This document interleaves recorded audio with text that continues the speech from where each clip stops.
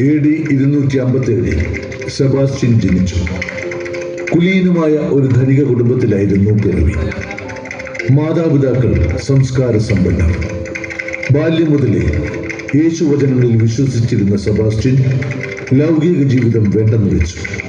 കർമ്മനിരതനാകാൻ വേണ്ടി പട്ടാളത്തിൽ ചേർന്നു. ക്രിസ്ത്യാനികളുടെ വംശനാശം ആഗ്രഹിച്ചിരുന്ന ചക്രവർത്തി ഡയോക്ലീഷ്യനായിരുന്നു അന്നത്തെ റോമ ഭരണാധികാരി.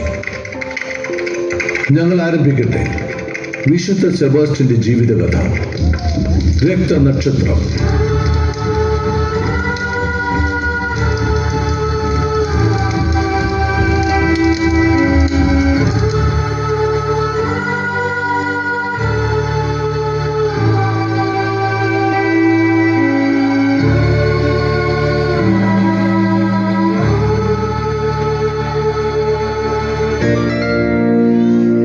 യേശു യോഹന്നാനിൽ നിന്ന് സ്നാനം സ്വീകരിക്കാൻ ഗലീലിയിൽ നിന്ന് ജോർദാനിൽ അവന്റെ അടുത്തേക്ക് വന്നു.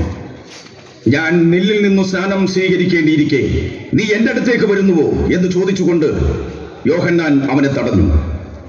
എന്നാൽ യേശു പറഞ്ഞു, ഇപ്പോഴിത് സമ്മതിക്കുക.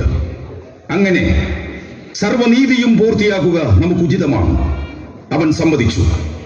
സ്നാനം കഴിഞ്ഞയുടൻ യേശു വെള്ളത്തിൽ നിന്ന് കയറി. അപ്പോൾ സ്വർഗം തുറക്കപ്പെട്ടു. ദൈവാത്മാവ് പ്രാവിന്റെ രൂപത്തിൽ തന്റെ മേൽ ഇറങ്ങി വരുന്നത് അവൻ കണ്ടു. ഇവൻ എന്റെ പ്രിയപുത്രൻ, ഇവനിൽ ഞാൻ പ്രസാദിച്ചിരിക്കുന്നു എന്നൊരു സ്വരം സ്വർഗത്തിൽ നിന്ന് കേട്ടു.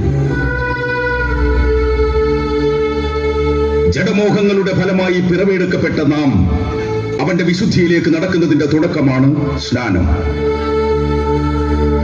സ്നാനം ജ്ഞാനത്തിന്റെ ഉദയമുഹൂർത്തമാണ്. കർത്താവിനോടുള്ള ഭക്തി ജ്ഞാനത്തിന്റെ ആരംഭമാണ്. സ്നാനത്തോടെ നമുക്ക് വികാരമണ്ഡലവും ബുദ്ധിമണ്ഡലവും ഉണരുന്നു. ആ വിശുദ്ധിയിൽ നാം നിത്യവിശുദ്ധനും മഹോന്നതനും കരുണാമയനുമായ യേശുവിനെ ഉള്ളിൽ പ്രതിഷ്ഠിക്കുന്നു. യേശുവിനെ വിശ്വസിക്കുന്നവൻ പാലിക്കേണ്ട ചില നിയമങ്ങളൊക്കെയുണ്ട്. അതെന്താണെന്നറിയാമോ? ഇല്ല.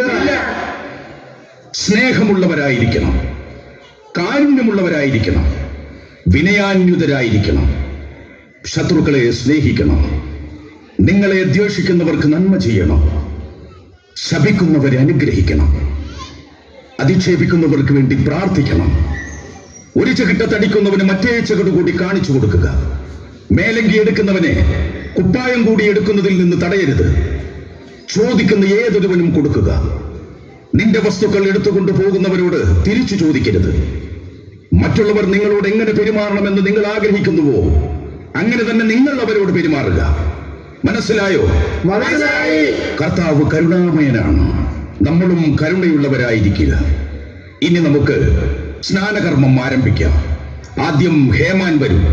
ലൂസീന നേരത്തെ സ്നാനം ഏറ്റവളാണ്.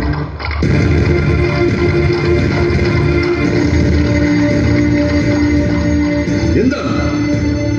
ഡയക്ലീഷ്യൻ ചക്രവർത്തിയുടെ പടയാളികളാണ്. ക്രിസ്ത്യാനികളാണെന്നറിഞ്ഞാൽ അവർ നമ്മളെല്ലാം കൊന്നുകളയും. നമുക്കെല്ലാവർക്കും തൽക്കാലം ഇവിടെ നിന്ന് രക്ഷപ്പെടാം. നിൽക്കവിടെ. ആരും ഓടരുത്. ഓടിയാൽ ഓടുന്നവനെ അമ്പയിൽ കൊന്നുകളയും. എന്താണ് ഇവിടെ ഒരു സംഘം ചേരൽ? സംഘം ചേരുന്നത് രാജ്യദ്രോഹമാണെന്ന് അറിഞ്ഞുകൂടെ? ആരൊക്കെയാണ് നിങ്ങൾ? നീ? ഞാൻ ലൂസീന. നീയോ? ഞാൻ കാസൂഡോസ്. എന്താണ് എല്ലാവരും കൂടി ഈ നദീതീരത്ത്? എന്തോ ഗൂഢോദ്ദേശമുണ്ടല്ലോ. നിങ്ങൾ ക്രിസ്ത്യാനികളാണോ? ചോദിച്ചു കേട്ടില്ലേ നിങ്ങൾ ക്രിസ്തുവിന്റെ അനുയായികളാണോ എന്ന്?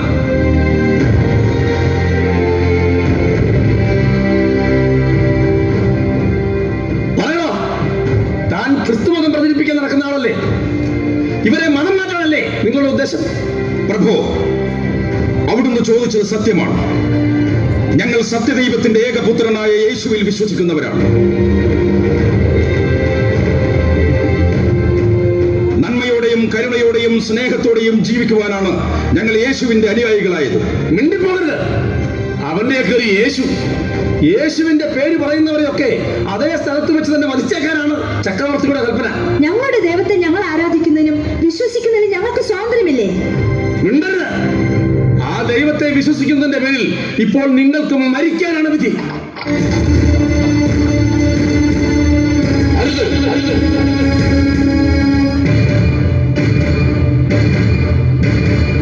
ജോനാഥൻ, അരുത്.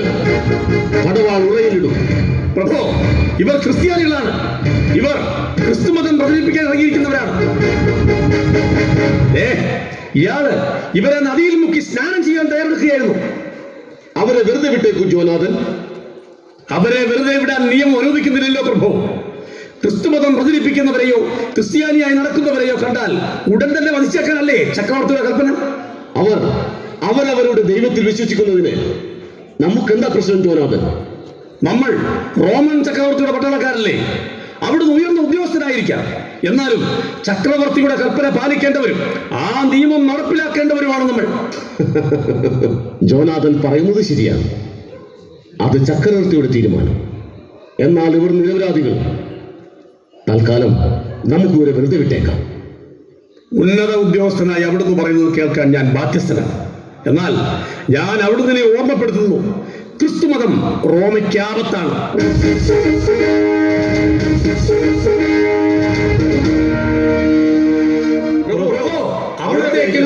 ക്രിസ്ത്യാനികളെ പിടികൂടിയാൽ ശിക്ഷിക്കാതെ വെറുതെ വിടുന്നത് റോമൻ പട്ടാളക്കാരുടെ ചരിത്രത്തിൽ ആദ്യമാണ്.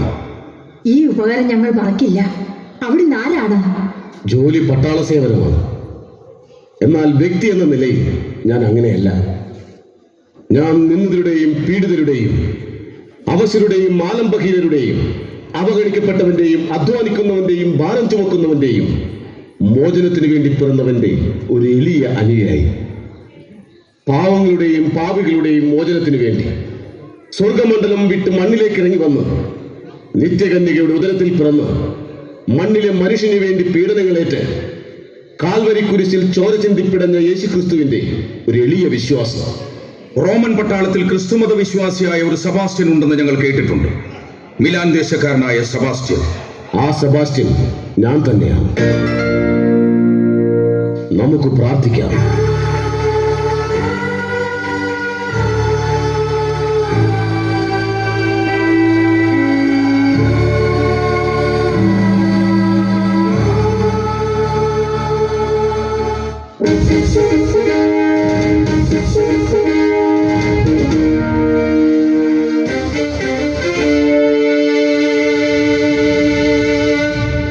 രാജാതിരാജനായ ഡയോക്ലീഷ്യൻ ചക്രവർത്തിക്ക് മംഗളം.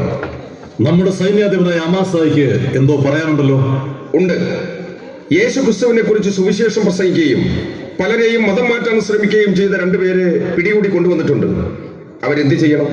അവരെ നമ്മുടെ മുമ്പിൽ ഹാജരാക്കൂ. അവരെ ചക്രവർത്തി തിരുമനസിന്റെ മുമ്പിൽ ഹാജരാക്കൂ.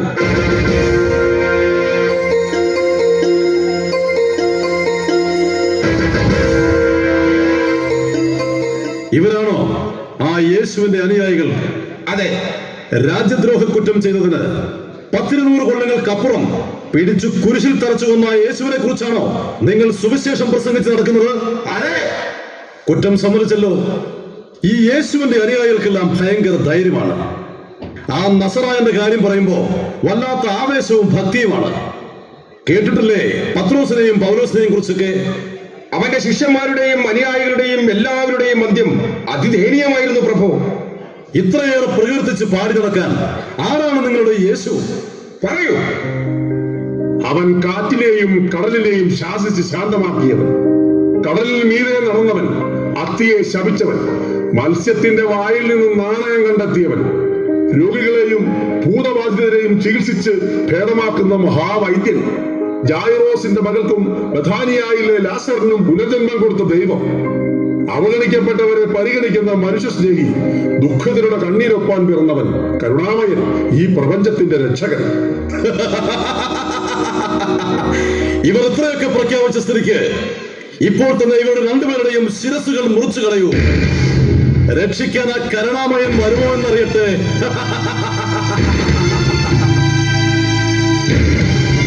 ക്രിസ്തുമതത്തിൽ വിശ്വസിക്കുന്നവന്റെ ദയനീയമായ അന്ത്യം.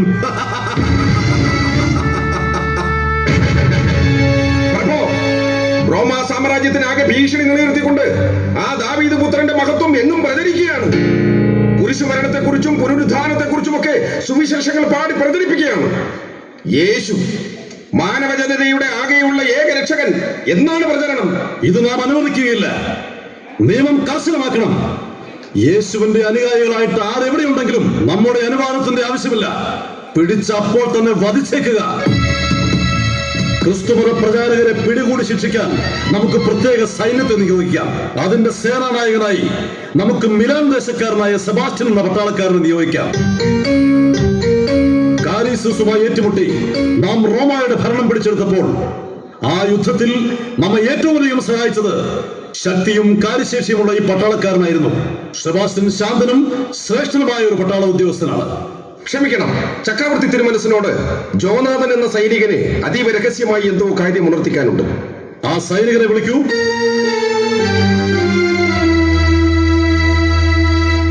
എന്താണ് പറയാനുള്ളത്? യേശുവിന്റെ സുവിശേഷകരെ പിടികൂടുമ്പോൾ ഒരു പട്ടാളക്കാരൻ ഇടപെട്ട് അവരെ രക്ഷപ്പെടുത്തുന്നു. മാത്രമല്ല, അയാൾ മനപരിവർത്തനം നടത്തുന്നവരെയും മതപരിവർത്തനം നടത്തുന്നവരെയും രക്ഷിക്കുന്നു. ആരാണ് അയാൾ? ക്ഷമിക്കണം, തിരുമനസ് കോപിക്കരുത്. അവിടെ നിന്ന് പ്രിയമുള്ള ആളാണ്. ആരാണെന്ന് പറയൂ. അത് സെബാസ്റ്റ്യൻ. സെബാസ്റ്റ്യനോ? അപവാദ കഥകൾ കെട്ടിച്ചമച്ച് സെബാസ്റ്റ്യനെ അപമാനിതനാക്കി ഔദ്യോഗിക ജീവിതത്തിൽ നിന്ന് പുറത്താക്കാനാണ് ഈ ഗൂഢശ്രമമെങ്കിൽ അത് ഞാൻ അനുവദിച്ചു തരില്ല. നാം പറഞ്ഞത് സത്യമാണ്. അത് സത്യമല്ലെങ്കിൽ ഈ അസത്യം പറയുന്ന നിങ്ങളുടെ നാവ് നാം ഇവിടെ വെച്ച് പിഴുതെടുക്കും. ആരവിടെ? സെബാസ്റ്റ്യൻ വരാൻ പറയൂ.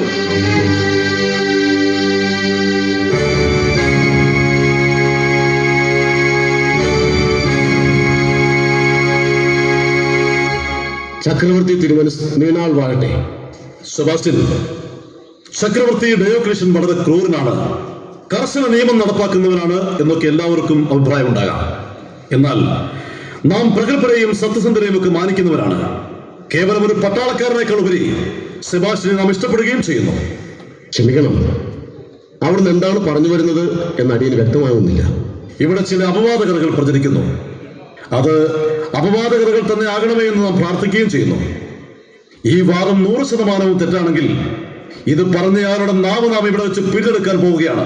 പറയൂ, ക്രിസ്തുവിന്റെ സുവിശേഷങ്ങൾ പ്രസംഗിക്കുന്നവരെയും പ്രചരിപ്പിക്കുന്നവരെയും സെബാസ്റ്റ്യൻ പ്രോത്സാഹിപ്പിക്കുന്നുണ്ടോ? ഉണ്ട്. എന്തുകൊണ്ട്? ഞാനൊരു ക്രിസ്ത്യാനി ആയതുകൊണ്ട്.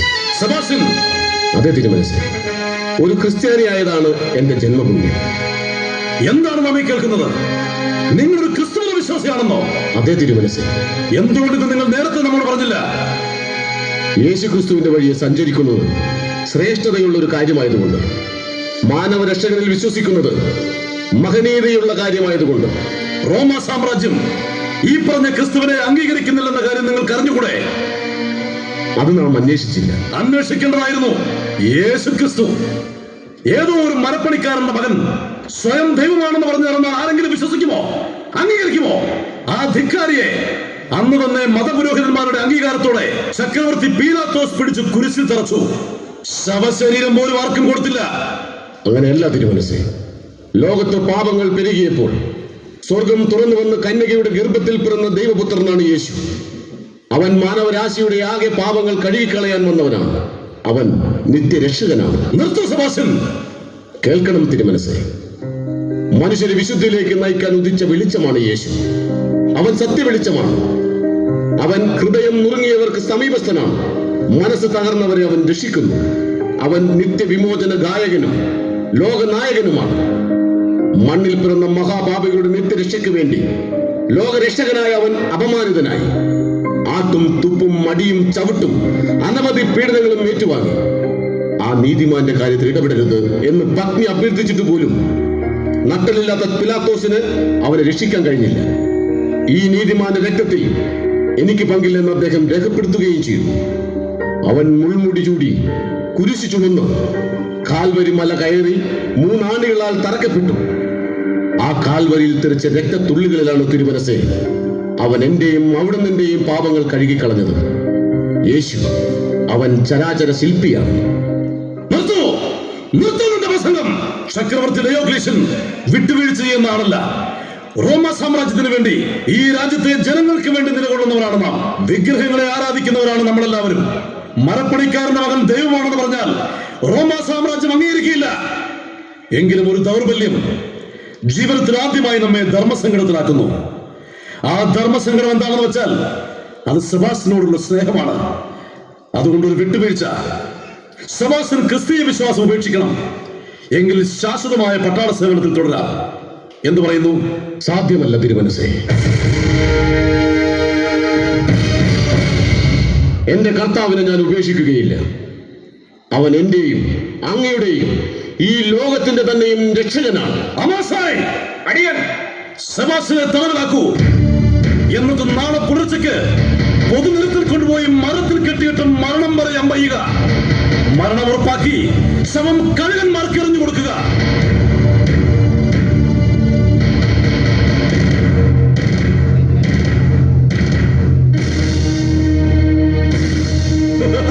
വധിക്കുക. ഇതാകട്ടെ നമ്മുടെ സൈനികരുടെ ലക്ഷ്യം.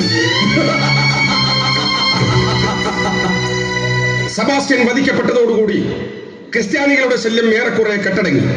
ആ സെബാസ്റ്റ്യൻ, അയാളുടെ ശവശരീരം കഴുകന്മാർ തിന്നു തീർത്തോ? അത് ആ ദിവസം തന്നെ വളരെ പെട്ടെന്ന് കഴുകന്മാർ ഒന്നടങ്കം പറന്നു വന്ന് തിന്നു തീർത്തു.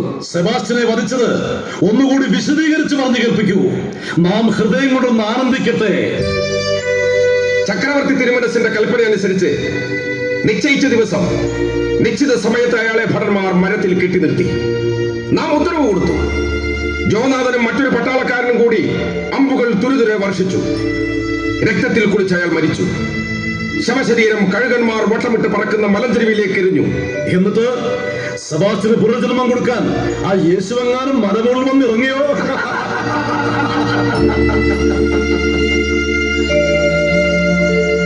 ആരെയാൾ? ക്രിസ്തീയ സുവിശേഷകനാണ് ഈ മനുഷ്യനെ. എനിക്കറിയാം. ഒരിക്കൽ എന്റെ കൈകളിൽ നിന്ന് ഇയാളെ സെബാസ്റ്റ്യൻ രക്ഷപ്പെടുത്തിയിട്ടുണ്ട്. ഇയാൾ ക്രിസ്തീയ സുവിശേഷകൻ മാത്രമല്ല, മതപരിവർത്തനം ചെയ്യുന്നയാളാണ്. ഇയാൾ സ്നാനം നടത്തുന്നത് ഞാൻ കണ്ടിട്ടുണ്ട്. നിന്റെ പേരെന്താ? കാസോളൂസ്. നീ യേശു ക്രിസ്തുവിന്റെ അനുയായിയാണോ? കരുണാമയനായ യേശു എന്റെ രക്ഷകനായ ദൈവമാണ്. അവന്റെ മാർഗത്തിലൂടെ സഞ്ചരിക്കുന്നവന് മാത്രമേ ഈ ഭൂമിയിൽ രക്ഷയുണ്ടാകൂ. ജോനാഥൻ, എങ്കിലും ഇനി താമസം വേണ്ട. ഈ രാജകൊട്ടാരത്തിൽ രക്തം തളഞ്ഞിട്ട് കിടക്കുന്നത് എനിക്കിഷ്ടമല്ല. ഇയാളെ അങ്ങോട്ട് മാറ്റി നിർത്തി ഉടൻ തന്നെ വധിച്ചു കളയുക.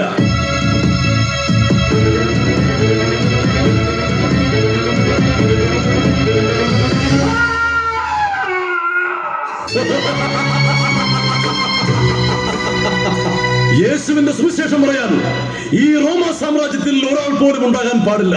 മരക്കുരിശിന്റെ കഥ പോലും ഇവിടെ ഒരാൾ പറയാൻ പാടില്ല.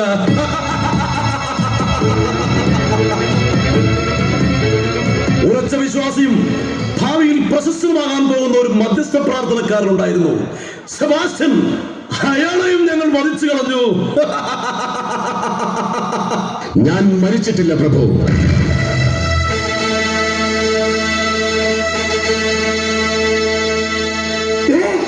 സെബാസ്റ്റ്യന്റെ പ്രേതം. ആരും പരിഭ്രമിക്കണം, സംശയിക്കുകയും വേണ്ട. ഞാൻ സെബാസ്റ്റ്യനാണ്, യേശുവിന്റെ സുവിശേഷങ്ങൾ പാടി നടക്കുന്ന സെബാസ്റ്റ്യൻ. ഞാൻ മരിച്ചിട്ടില്ല. സെബാസ്റ്റ്യൻ, മേലാസകല അമ്പുകളാൽ വർഷിക്കപ്പെട്ടിട്ടും ഞാൻ മരിച്ചിട്ടില്ല. എന്റെ നിത്യഭവനത്തിലേക്ക് കർത്താവിനെ വിളിച്ചിട്ടില്ല. എനിക്കിവിടെ എന്തെങ്കിലും ദൗത്യം കൂടി ബാക്കി കാണുമായിരിക്കും. സെബാസ്റ്റ്യൻ, അതുകൊണ്ട് അവിടെ നിന്നോട് ചില കാര്യങ്ങൾ അഭ്യർത്ഥിക്കാനാണ് ഞാൻ വന്നത്. എന്താണ്? യേശുവിന്റെ മാർഗം നീതിയുടെയും സത്യത്തിന്റെയും കാരുണ്യത്തിന്റെയും സ്നേഹത്തിന്റെയും അതുവഴി സമാധാനത്തിന്റെയും മാർഗമാണ്. അത് പ്രപഞ്ച നന്മകളുടെയും വിശുദ്ധിയുടെയും ഒരിടുങ്ങിയ വഴിയാണ്. ആ വഴിയെ സഞ്ചരിക്കുന്ന നീതിമാന്മാരെ അവിടുന്ന് തടയരുത്. മനസ്സിലായില്ല. കർത്താവായ യേശു പറഞ്ഞതൊക്കെയും നന്മയുടെ സുവിശേഷങ്ങളാണ്. അത് പ്രചരിപ്പിക്കപ്പെട്ടാലേ ഈ ലോകത്ത് സമാധാനവും ശാന്തിയും വിശുദ്ധിയും നിലനിൽക്കും. അതിനാൽ ക്രിസ്തുമതം പ്രചരിപ്പിക്കുന്നവരെ അവിടുന്ന് തടയരുത്. ശബ്ദിച്ചു പോകരുത്. സെബാസ്റ്റ്യൻ, ക്രിസ്തു എന്ന പേര് കേൾക്കുന്നത് പോലും എനിക്ക് അസഹനീയമാണ്. അമ്പെയ്ത് കൊന്നിട്ടും നിങ്ങൾ മരിക്കാത്തത് യേശു എടുത്തുകൊണ്ടുപോയി രക്ഷിച്ചതാണെന്ന് പറഞ്ഞാൽ ഞാൻ വിശ്വസിക്കില്ല. അതെന്റെ പടയാളികൾക്ക് സംഭവിച്ച ഒരു അബദ്ധമാണ്. അതെന്തുമാകട്ടെ, മലയിൽ വലിച്ചെറിഞ്ഞിട്ട് കഴുകന്മാർ പോലും എന്നെ തൊട്ടില്ല. യേശുവിൽ വിശ്വസിക്കുന്ന കുറെ പേർ അവിടെ വന്നു എന്നെ എടുത്തുകൊണ്ടുപോയി ചികിത്സിച്ചു. അങ്ങനെ ഞാൻ രക്ഷപ്പെട്ടു. ഈ റോമ സാമ്രാജ്യത്ത് ഇനിയും യേശുക്രിസ്തുവിൽ വിശ്വസിക്കുന്നവരോ? അതെ, ആ വിശ്വാസം അങ്ങനെയൊന്നും അവസാനിക്കുന്നതല്ല പ്രഭു. അത് ജീവനുള്ള ദൈവത്തിന്റെ കൽപ്പനകളാണ്, ശാശ്വത സ്നേഹത്തിന്റെ സന്ദേശങ്ങളാണ്. നിങ്ങൾ ഒരാളെ വധിച്ചാൽ 1000 പേർ ആ വിശ്വാസവുമായി ഉയരും. യേശുക്രിസ്തുവിന്റെ സുവിശേഷം ആരെയും അടിച്ചേൽപ്പിക്കേണ്ടതില്ല. അത് മാനവരിലേക്ക് പടർന്നു കഴിഞ്ഞു. വീട് പണിക്കാരായ നിങ്ങൾ തള്ളിക്കളഞ്ഞ കല്ല് മൂലക്കല്ലായി തീർന്നു. ആ കല്ലാണ് യേശു. മറ്റാരിലും രക്ഷയില്ല. ആകാശത്തിന് കീഴെ മനുഷ്യരുടെ ഇടയിൽ രക്ഷയ്ക്ക് വേണ്ടി മറ്റൊരു നാമവും നൽകപ്പെട്ടിട്ടില്ല. അത്രയ്ക്ക് വലിയവനാണോ നിന്റെ യേശു? അതെ, എന്റെ പ്രിയൻ, അരുണനെ പോലെ തേജസ്സുറ്റവൻ, 10,000-ങ്ങളിൽ അതിശ്രേഷ്ഠൻ. അവന്റെ ശിരസ് തനി തങ്കമാണ്. കാക്കക്കറുപ്പുള്ള അവന്റെ അളകാവലി തിരമാലയ്ക്ക് തുല്യം. അവന്റെ കണ്ണുകൾ അരുവിക്കരയിലെ പ്രാവുകളെ പോലെ, പാലിൽ കുളിച്ച് തൂവലൊതുക്കിയ അരിപ്രാവുകളെ പോലെ തന്നെ. അവന്റെ കവിളുകൾ സുഗന്ധദ്രവ്യങ്ങളുടെ തടങ്ങൾ, അവിടെ നിന്ന് പരിമളം പൊഴിയുന്നു. അവന്റെ അതിരം ലില്ലിപ്പൂക്കൾ, അവന്റെ ഭുജങ്ങൾ രത്നം പതിച്ച സുവർണ ദന്തുകൾ, അവന്റെ ശരീരം ഇന്ദ്രനീലം പതിച്ച ദന്തനിർമ്മിതി, അവന്റെ കാലുകൾ സുവർണ തലത്തിൽ ഉറപ്പിച്ച വെണ്ണക്കൽ സ്തംഭങ്ങൾ, അവന്റെ ആകാരം ലബനോണിലെ ദേവദാരു പോലെ. അവൻ സർവാംഗ സുന്ദരൻ. സെബാസ്റ്റ്യന് ജീവിച്ചിരിക്കാൻ പാടില്ല. അമ്പേറ്റ് പിടഞ്ഞിട്ടും മരിക്കാത്ത ഇവരെ ഉടൻ ഗത കൊണ്ട് അടിച്ചു വധിക്കുക. മൃതശരീരം പോലും ബാക്കി വെക്കരുത്.